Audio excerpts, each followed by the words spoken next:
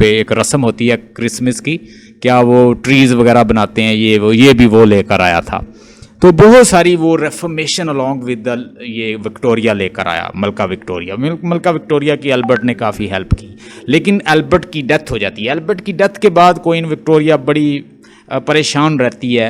Any हो, इसके दौर में मलका विक्टोरिया के दौर में इंग्लैंड ने बहुत ज़्यादा तरक्की की है इंडस्ट्री में, चाहे वो इंडस्ट्रियल लाइफ हो, चाहे वो मतलब कल्चरल लाइफ हो, चाहे वो कॉलोनियल लाइफ हो, ठीक है, चाहे वो पॉलिटिकल लेवल हो, हर लेवल पे बहुत ज़्यादा तरक्की हुई। जब बहुत ज़्यादा तरक्की हुई तो इसके साथ कुछ प्रॉब्लम भी जन्म लेने लगे, जैसे चाइल्ड लेबर बढ़ गई, लोग बड़े मटीरियलिस्टिक हो गए, चिमनी स्वीपर बच्चों को इस्तेमाल किया जाने लगा। इसमें वर्ड्सवर्थ, इसमें उसने लिखा, विलियम ब्लेक ने लिखा इसके ऊपर। इवन कि हमने देखा कि चिमनी स्वीपर और लेबर के ऊपर वो भी लिखता है, चार्ल्स डिकन लिखता है।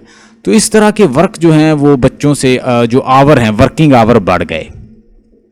इंसान जो है वो सिर्फ ऐसे जैसे कि सिर्फ खाने के लिए ज़िंदा हैं, मटीरियलिस्टिक हो गए। तो ये थोड़ा सा बैकग्राउंड है, वो देखते हैं, बाकी इसके पॉइंट फिर देखेंगे। Started at 1830, it was the era of the queen Victoria, a long period of peace, prosperity, refined sensibility and the national self-confidence for the Britain. Political situation was divided between the two parties, Whigs and Tory parties. It also played a vital role in historical literature of the Victorian era. Ended in 1819, यानी 1890 में ये and होती है ये as. वैसे तो उसकी death के बाद ये एंड होती है 1901 में, तो ये एज जो है अप्रोक्सीमेट लिखी हुई है, ठीक है। जब उसकी डेथ होती है उसके साथ ही वो एंड होता है दौर।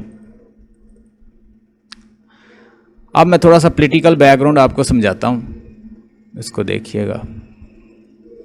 उस वक़्त यहाँ पे हुकूमत कर रहा था जॉर्ज III, ठीक है। जॉर्ज III के बाद आता है जॉर्ज IV। जॉर्ज IV जो है ये एक फ्रिवलस एक किंग था और ये नॉन सीरियस बंदा था। इसकी वजह से अमेरिकन रेवोल्यूशन आया, अमेरिकन हाथ से निकल गए, और भी बहुत सारे इंग्लैंड में प्रॉब्लम आए, और उधर से फ्रेंच रेवोल्यूशन भी चल रहा था। इसके बाद विलियम IV आता है, ठीक है।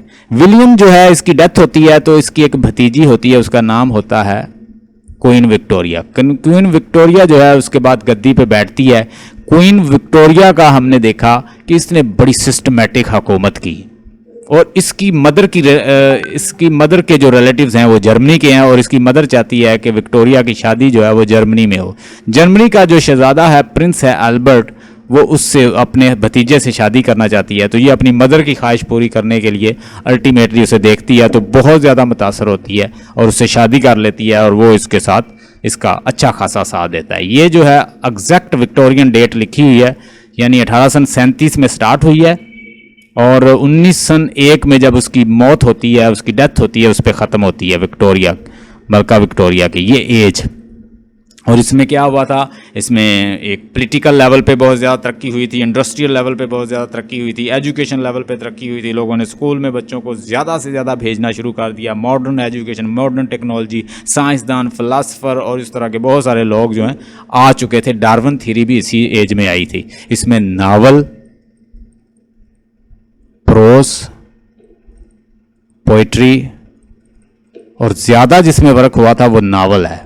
चार्ल्स डिकन जैसे नावलिस्ट, जेन ऑस्टन जैसे, जॉर्ज इलियट जैसे, ठीक है, और इस तरह बहुत सारे जो नावलिस्ट जो हैं वो मौजूद थे, रॉबर्ट टेनिसन जैसे। बैकग्राउंड ऑफ विक्टोरियन एरा, इसमें क्या थी, morality, revolt, intellectual development, new education, international influence, achievement of the age, ये सारी चीज़ें उस दौर में हो रही थी।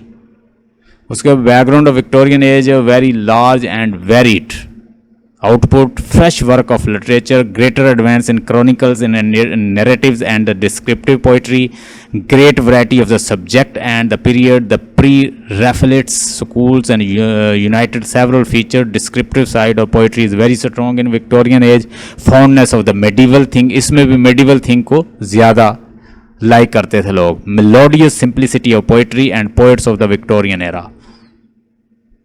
लॉर्ड टेनिसन बड़े प्रोमिनेंट इस दौर के राइटर हैं। रॉबर्ट ब्राउनिंग जो कि अपना एक मोनोलॉग में लिखते थे, रॉबर्ट ब्राउनिंग। और विलियम मॉरिस, ये इनका इसका यूलिसिस इसका वर्क है, इन मेमोरियम्स। और उसके बाद ring and the books and man and women, the earthly paradise, the root of the mountains. Will see इंशाल्लाह all these in next lecture. इनको हम डिटेल में देखेंगे। द पिकविक पेपर जो है 1836, ओलिवर ट्विस्ट, ये चार्ल्स डिकन जो है बड़ा टॉप का राइटर है, इसको हम वर्क को भी देखेंगे। इसका पिकविक पेपर जो है ये हम डिस्कस करेंगे, ये उसने पूछना भी है आपसे। और थैकरे, विलियम थैकरे जो है ये बड़ा इंपॉर्टेंट राइटर है इस एज का। उसके बाद मिल ऑन द फ्लॉस जिसने लिखा है, इसका नाम क्या है, मिडल मार्च। इसका जो मेन वर्क है वो एडम बीट। एडम बीट का लेक्चर जो आज मैंने देना है, अगर आप सुनना चाहते हैं तो आप ज्वाइन कर लीजिएगा। द मिडल मार्च, ठीक है। और उसके बाद मिल ऑन द फ्लॉस, ये इसके बड़े। और उस वक्त इस एज में औरतों को लिखने की इजाज़त नहीं थी, पढ़ने लिखने की तो इजाज़त थी, लेकिन राइटर बतौर राइटर इजाज़त नहीं थी विक्टोरियन एज में। ये बात याद रखिएगा, इसलिए वो जॉर्ज इलियट अपना नाम इस्तेमाल करती है, ठीक है। इतनी आज़ादी नहीं आई थी जैसे बाद में ये फेमिनिज्म वगैरह आया तो फिर।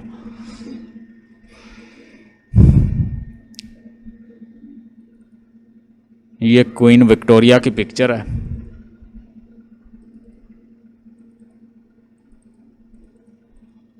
जी, stay blessed and have a nice time. Tomorrow, inshallah, we'll discuss poets, prose, and writers, especially in Victorian age. Stay blessed and have a nice time.